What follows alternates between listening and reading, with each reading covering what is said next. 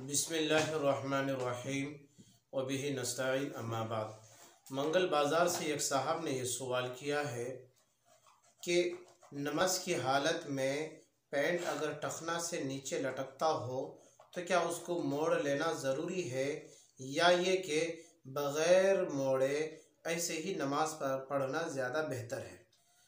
वाज़ेह रहे कि हम लोग किसी दुनियादार के पास जाते हैं तो पैंट को मोड़ना ऐब समझते हैं और पैंट को मोड़ करके किसी के पास खड़ा होना हम लोग ऐब समझते हैं।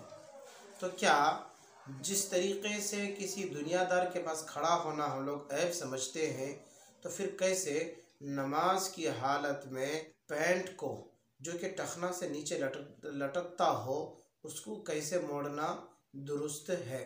उसका जवाब ये है कि चाहे नमाज के अंदर हो या बाहर, दोनों हालतों में पैंट, इज़ार, लुंगी, पायजामा को टखना से ऊपर रखना चाहिए। अगर जानबूझकर टखना से नीचे पैंट लटकता है तो ये मकरूह तहरीमी है। बाज़ फुक़हा किराम ने हराम तक बताया है और हदीस में भी इसकी सख्त ममानात आई है। इसलिए नमाज की हालत में भी पैंट को टखना से ऊपर मोड़ लेना ज़रूरी है। रहा ये मसला कि हम दुनियादार के पास इस तरह से खड़ा होना ऐब समझते हैं तो कैसे अल्लाह रब्बुल इज़्ज़त के सामने इस तरीक़े से खड़ा होना बेहतर होगा। तो इसका जवाब ये है कि जो चीज़ गलत है वो गलत, चाहे दुनिया वाले को वो भली ही क्यों ना मालूम हो, गलत गलत है। टखना से नीचे पैंट, पायजामा, लुंगी, इज़ार का लटकाना हदीस में इसकी सख्त ममानात आई है।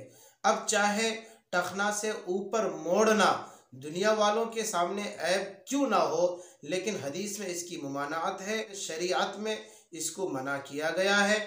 इसलिए बेहतर तो ये है कि ऐसा पायजामा या इस तरह से लुंगी, इज़ार और पैंट पहने कि वो टखना से नीचे ना लटकता हो। लेकिन अगर फिर भी टखना से नीचे लटकता हो तो चाहे नमाज के अंदर हो या बाहर, दोनों हालतों में पैंट को, पायजामा को, इज़ार को मोड़ना ज़रूरी है। अल्लाह तबारक व तआला हमें अमल करने की तौफीक अता फरमाए। वस्सलामु अलैकुम।